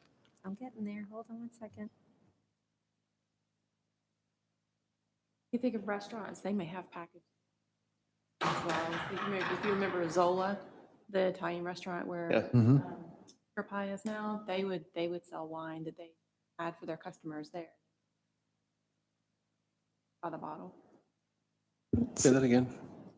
When- Zola example. When Zola was Yeah. opened, they had specific wines from Italy and other Right. Places that they would sell to their patrons as like, it was kind of a package store within the Oh, the I see what you're restaurant. saying. Yeah. So when we rewrote the code, the prior iteration, we wrote in there clearly that liquor tastings are restricted to distilleries and micro distilleries only, so those can't occur any other place. And then we have the limitation on beer and or wine tastings have to be conducted at the counter.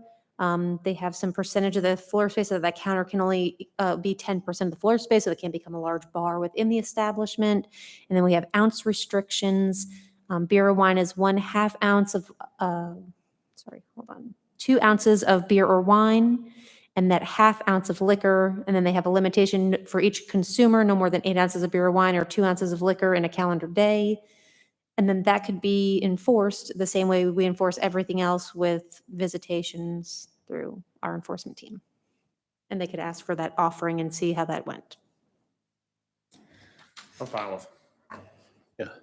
But a restaurant can do a distilled spirit tasting.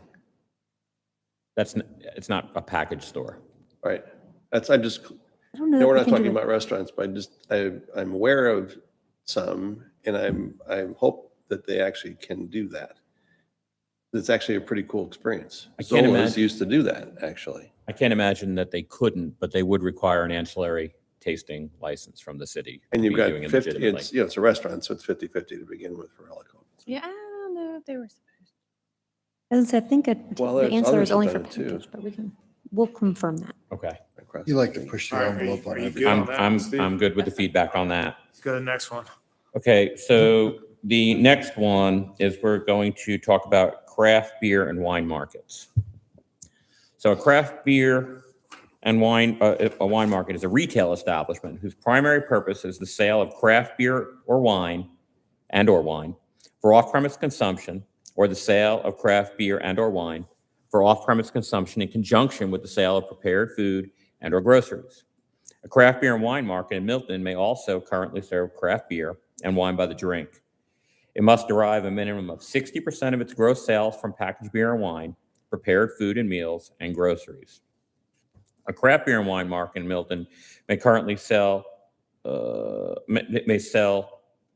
malt beverages and wine by the package, serve craft beer and wine by the drink, and may sell groceries. They may sell and serve alcohol Monday through Saturday, 9 a.m. until 10 p.m., and can operate, currently we're allowed by zoning, though it's currently under a moratorium.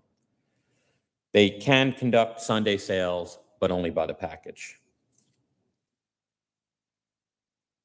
So staff presented a concept to the Planning Commission that was designed to incorporate other somewhat similar business models that permitted malt beverages and wine to be sold by the drink at certain retail establishments pursuant to a council-approved use permit. The thought was offering this kind of use permit would allow the council the flexibility to consider various new concepts without having to change the alcohol or zoning code with each new idea.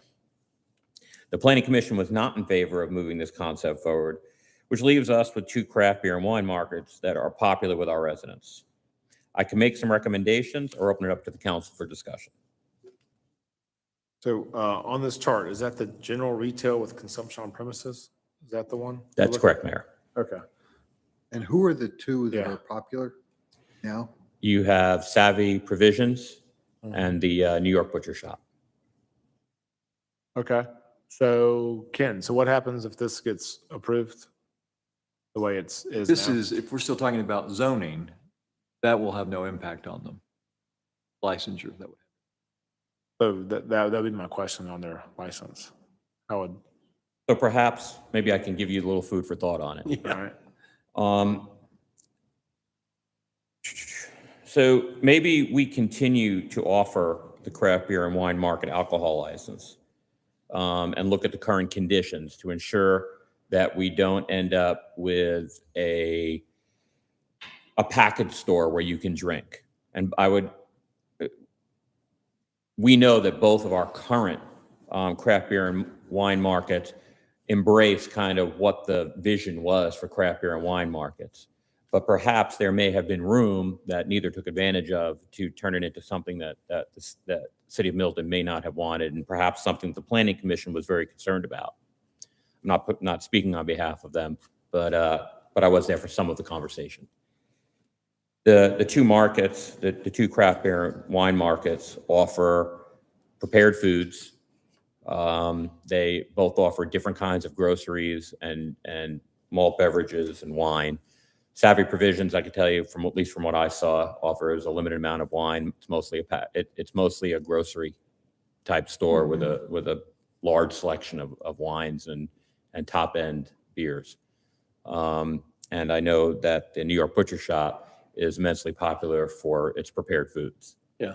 So much so that I think that they're seeing their prepared foods outstrip the rest of their business. Yeah, see, I don't see in both of those.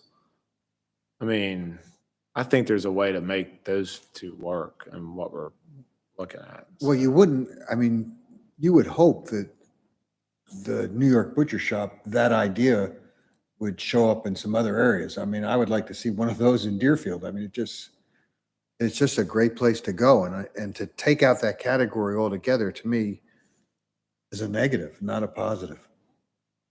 So perhaps staff can come back to y'all with recommendations on what this could look like for the city, perhaps with a use permit, because it is a little different. Currently, keep in mind, it's not 50/50. It actually exceeds 50/50. It's 60/40. But that 60 is not all prepared foods. It could be groceries, bottled wine, and malt beverages. But perhaps we can come back to you with some For possibilities. consumption away from off premises. I'm sorry. For consumption, I mean, you're talking about the beer and wine, for consumption off premises. Well, they- When you're talking about that fitting You buy it packaged. into and- the proper mix. So currently, and I just want to make sure I'm understanding the question, you can do both. Yes, I know. Okay. And that would be my intent, is bring back something for the council to consider if this is something that you find interesting, but perhaps maybe eliminate some of the potential concerns of a package store with drinking. So the clarification I was trying to make is that you made the comment that food is probably outstripping some of the other. I thought I heard you say that in the measure of the sale of grocery type items, that a bottle of wine would potentially be considered, it was going to go home for consumption with the food, would be considered a part of the food. That's what I was trying to clarify. I apologize. Currently, it is factored into the 60/40. Yeah, okay. But if you were, and we could relook at that as well. That's I another don't have factor an to opinion look at. about that yet. I was just asking for clarification. I like the concept that Butcher Shop and Savvy have. And I think that is keeping within what Milton is after. Mhm. So if we can find a way to endorse that kind of a business without creating loopholes, I count think- me in. I think we could bring something back, provide with the guidance that you've given tonight, plus the guidance that you've been giving for quite some time, and some of what I heard from the Planning Commission, to be able to thread the needle on that. One of the nice things you can do is have ongoing businesses. You can really take a really hard look at their business model and then wrap your code around exactly that, because now you have a life experience with it, and it really sort of, players that want to make bars sort of go away. Yeah. I can tell you, like Savvy and New York Butcher Shop, I mean, they're not abusing or using it. Right. No, you just want to, how do you put that same model Yeah. correct. together where there are no chance for abuse? Because the model itself is great. I think we could get creative with that and capture what it is you're looking for. All right, you good? I'm good on that. All right, let's go to the next one. So we're going to get into some recommended discontinued licenses. Yeah. So the first one, as I mentioned earlier, are breweries and distilleries.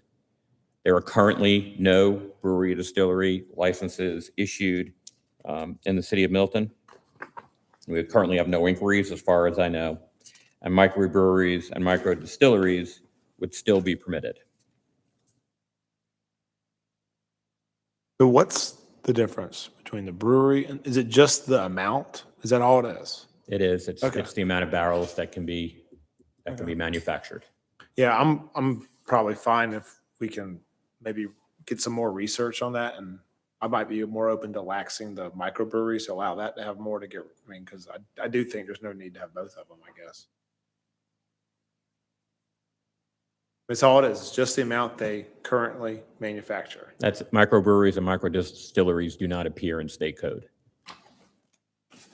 They're our own creation, and other other cities. So we have them. could just do brewery and distillery and just limit the amount, correct? That is correct. The Yeah. original intent was to be able to differentiate between the two and be able to charge the one that produces less cost Okay, upfront. so, We're good with that? yeah, as long as we got one of them, yeah, that's good. The next one is limited food service restaurants. The Planning Commission recommended discontinuing limited food service restaurants. We currently have one in operation and have had no other inquiries to my knowledge. A limited food service restaurant must derive a minimum of 30% of its total annual gross food and beverage sales from prepared food and meals. Can go away. Yeah, So now, I'd like to be closer to the 50. same question to Ken. What happens to the one business we have that currently? Yeah, so to the extent that we're talking about alcohol licensure, I'll stand behind what I have said previously, and that is law contemplates these rules can change. Our permits are annual permits, and so if we change the rules, then that will effectively require them to conform to our new requirements. Not zoning, permitted under the alcohol context.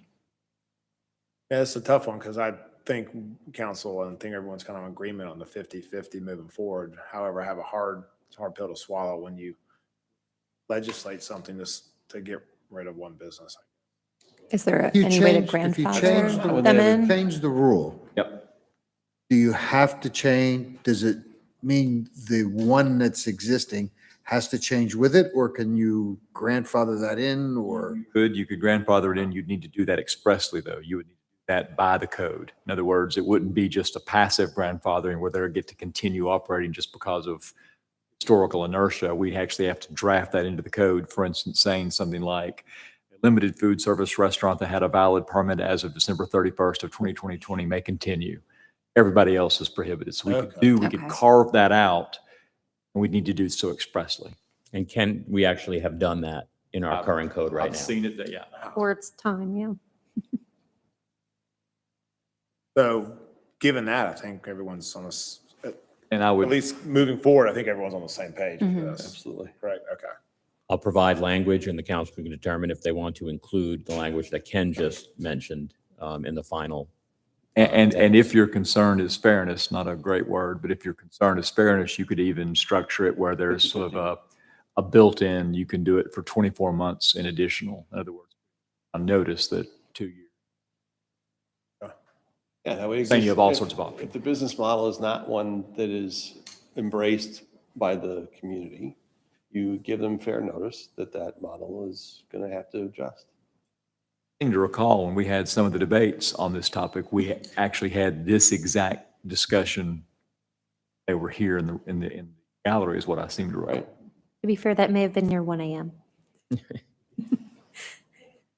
So as we move towards finalizing this, and we need to do it somewhat quickly because it's almost time for alcohol license renewals. The plan is to have a red line version of the revisions for Chapter 4 and 64 based on what we discussed tonight for a first read in the October 3rd meeting. And I'll also do a separate presentation that night to incorporate what we talked about tonight and bring in some of the other related factors in Chapter 4 for your consideration. October 10th, if necessary, depends on what kind of progress we make at the October 3rd meeting. We could go over more at the work session. I'm going to make sure we don't end up in a 6-hour meeting. So it depends on how we do on the 3rd. We'll determine whether or not we need the 10th. And then ultimately on the 17th, if we require more, we'll do it again on the 17th. But my goal is to have something passed on the 17th. Ultimately, our alcohol code, when we're done, should be something that you don't need a PhD to decipher and work your way through. So it's been a challenge, and again, my hat's off to Bernadette, Robin, and the Planning Commission for the work they did. That was quite a challenge. Thank you all. That's all I have for you, Mayor. And 2 years in council. the making, 3 years. It might be 3 years in the making. I don't know. If you don't have any questions, that's all I've got. This is great. Hopefully, October 17th, 2022, It's going to chapter happen. comes to an end. So, all right. jinx it. Anybody have anything else? All right, that will conclude our work session. Thanks, y'all. Thanks for good Thank work. you. Appreciate it. Thanks, Steve. Thank you.